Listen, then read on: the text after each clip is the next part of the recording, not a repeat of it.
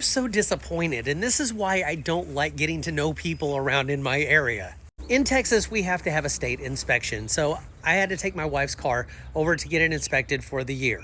There's this place that I go to sometimes to give business to a local little shop that's seen better days. The guy who runs it seems like he immigrated from some Middle Eastern country. He's got a bit of an accent. So all the more reason why I was trying to help him out by giving him more business. Because in this area, I'm sure people are just like, I'm not sure about that guy, or they think he's a Mexican.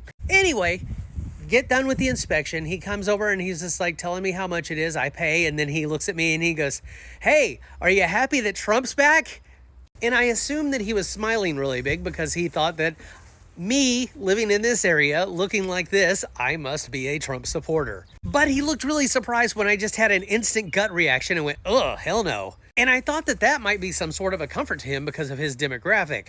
But at that point, he kind of got more serious and he goes, "Oh, Kamala would have been way worse, man. Crime would have been out of control. Did you hear about Colorado?" And I said, "News moves really fast. What are you talking about?" And he said, "There was a motorcycle gang that tried to take over an apartment complex there." And I was just like,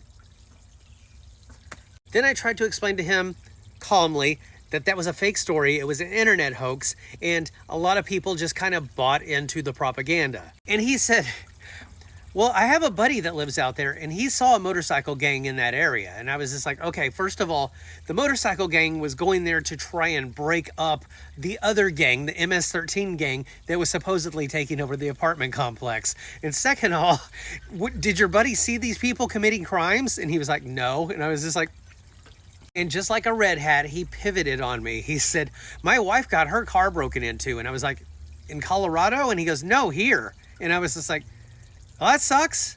And he said, "This is why we need Trump in office, because he's going to be a lot tougher on crime than Kamala would have been." Then I basically laughed in his face and he was like, "What?" And I was just like, Kamala was an attorney general. Trump is a criminal. And he looked so confused after that. He was like, "What?" And I was like, Trump has been convicted of felonies, 34 of them. Then comes the denial with another pivot. He said, "I don't know about that, man. Anyway, that inspection sticker should be able to help you get your registration, no problem. See you next time." And I was so glad that he decided to abruptly end that conversation because I really wanted out of it at that point.